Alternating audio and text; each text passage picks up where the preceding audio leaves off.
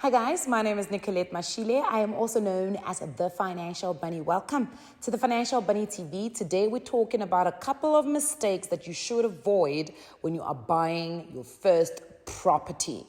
Now, I have been in the property space, I think, since 2014, and it's been the most rewarding but also stressful space that you can ever be in, especially if you don't have information and if you have some level of imposter syndrome of being in the space. I think the first and most important reason, or the most important thing to do for yourself if you want to go into the property space, is to really identify the why.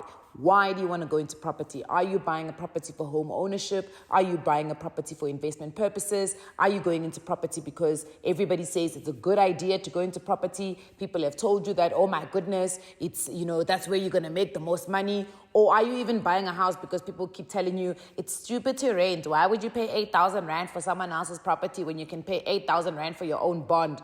That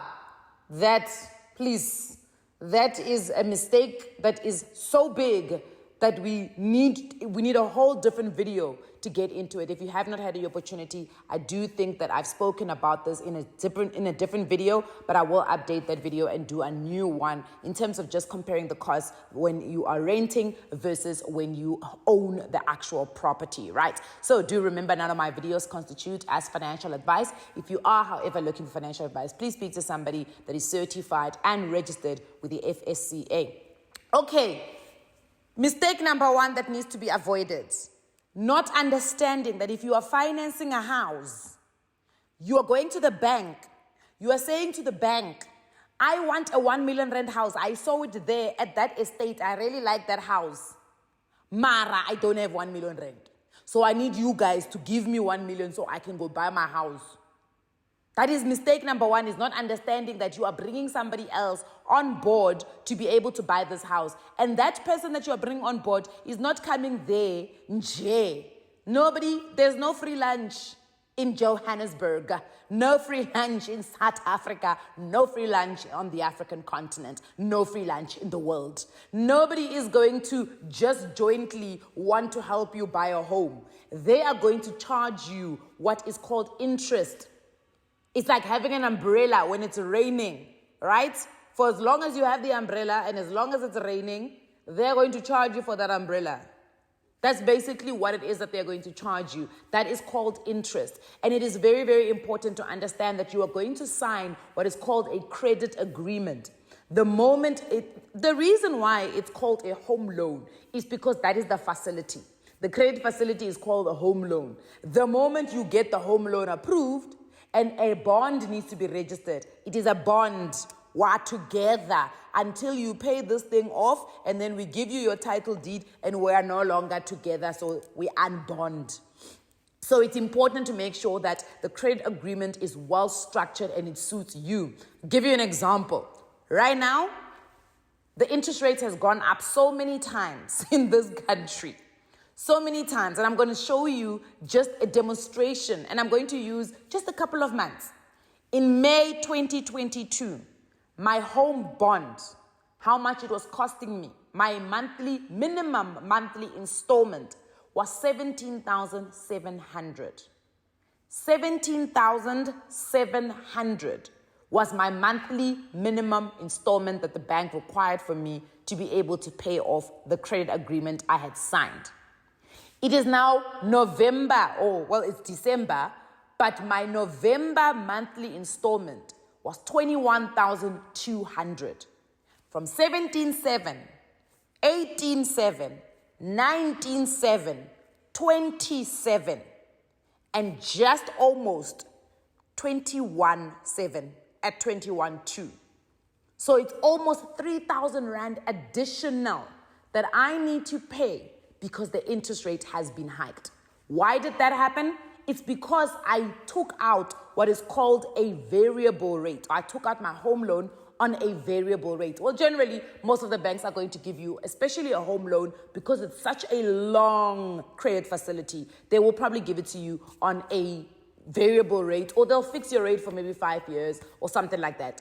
But what I'm trying to say is, where you have no control over the terms and conditions, you need to prepare for that.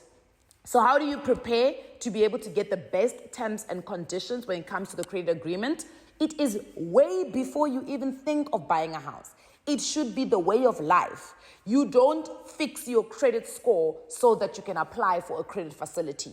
You fix your credit score and you maintain it so that the day you do need to take out a credit facility, you have the best possible scenario for you to get the best rate. And let me tell you, I got the best rate. I got an actually amazing rate. But the reality is I did not find myself in a situation where my rate was much higher, because you can imagine if my rate was much higher, the variation between May and now in terms of the interest rate being changed was going to be even bigger.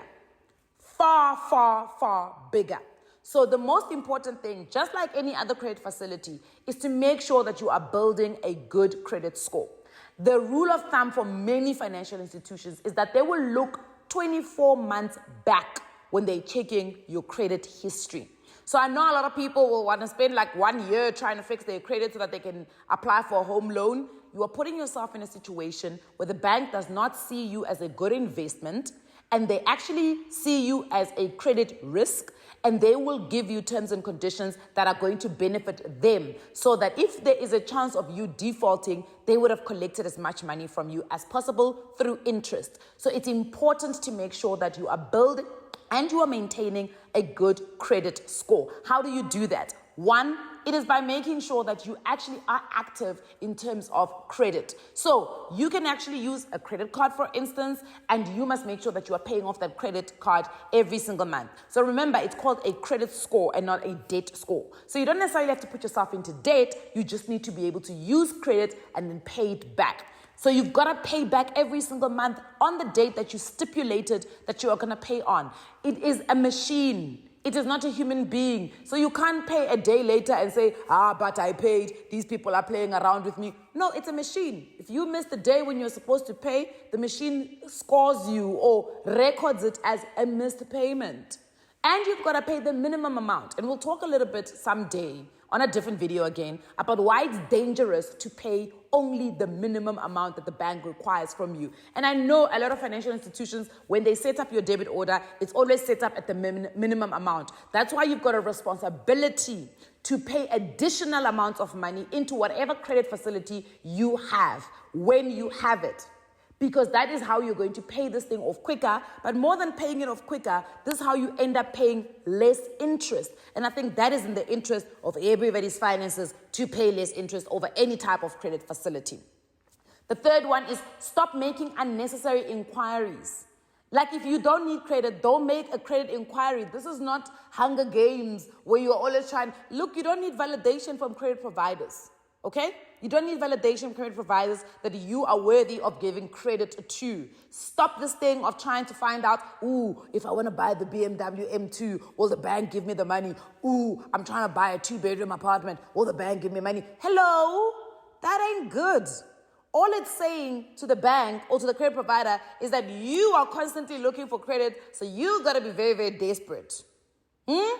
You're out there, always, when it's always on every side. You are consenting to a credit check everywhere. No, friends, we must stop doing those things. And then the last and probably one of the most important ones is when they do give you credit, stop this thing of maxing out credit facilities. You are taking up the most amount of money, whatever. You don't need to do that. Don't do that. You don't need to use the whole 40,000 Rand limit on your credit card. It is unnecessary. You've got to keep your credit utilization as low as possible so that they see, hey, okay, oh boy, we've given you 50,000 Rand credit limit, but you're only using 10,000. I show you don't need us. So that is also very important, and that's how you make sure that you're protecting that credit score. But I think also, when you're buying a property, one of the things that you're going to do is you're going to do a pre-approval to see whether you can or how much the bank can actually give you. Now remember, a pre-approval in general instances does not do a credit check. So it's just a math algorithm based on your income, based on affordability, based on what are the commitments that you've got every single month, sometimes based on the savings that you may have, and it will push out a certain amount of money. Now, if you get a pre-approval for 1 million Rand, please, people, don't go buy a 1 million Rand house. okay? Despite the fact that there are other additional costs that you're going to need to pay, if you take the most amount of money or the maximum facility that they are offering you, you are going to run into problems when they're starting to calculate what is your minimum installment, especially if there is going to be these types of changes in terms of interest rates and whatever. So generally, a lot of us will take up a amount of money to buy a home based on, we base it on what? Base it on the installment that we have to pay every single month. So if you take, for instance, if let's say the installment is calculated from a very, very basic calculation at 10%. 10% of R1,000,000 is 10,000 Rand. You think, oh, I can afford 10,000 Rand, right? You can afford 10,000 Rand comfortably in your budget. But what happens when interest rates go up and all of a sudden now you need to pay 13,000 Rand? Now that same house of 1 million is choking you. So that's why we say, make room for these types of adjustments because they will happen. COVID is not the first thing that's going to happen. We are seeing that markets and economies are going into a recession.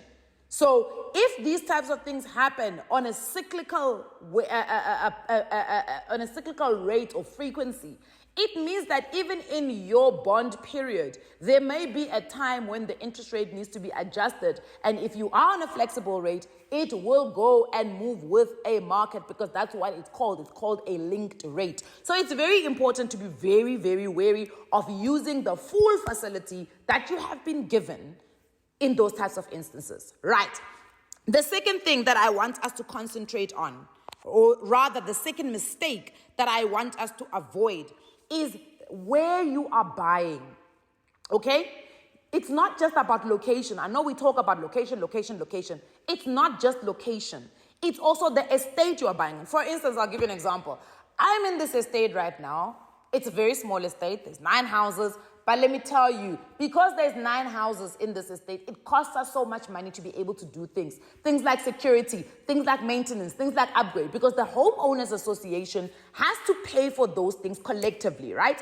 But now, because there's only so little of us, it means that we have to have these huge special levies because we need to raise, for instance, security now. We had people break in. We've had to raise a security special levy to put new beams, new cameras, all sorts of things. Now they want us to fork out huge amounts of money over above the levy that we're in. But if you're in a bigger estate, you may find that there's more people who can contribute. So think about these things. The other thing is who also lives in the estate. You know, personally, I think I moved into the wrong estate. Let me actually tell you guys a funny story. There's a guy who lives in this estate who's quite known in the social circles, right? So he used to be a CEO of an agency. And the one day I bumped into one of his employees or former employees because he moved from the agency. So I'm speaking to her and I say, oh yeah, I live where your former boss lives. She's like, no, you don't. I'm like, yeah, I do. She's like, no, the guy has an infinity pool where he lives. I'm like, yes, babes. That's exactly where I live, okay? So because he has an infinity pool, that means me, I can't afford a house there. No, please respect me, respect my time. But you know what? That thing also has its problems because actually, I'm just sitting here and I'm like, the people that live here are clearly far more advanced than I am than in their finances, in their homes. Their needs and my needs are not the same. Their capacity and my capacity and capabilities are not the same. What they hold important to them is not as important to me. So you know what? Sometimes you must not rush this thing in life because it's a shire. It will smack you. Hey, it will show you flames. Because when they say special labor of 10,000, everybody's not moved here. And I'm sitting there and I'm like, 10,000. Okay, sharp.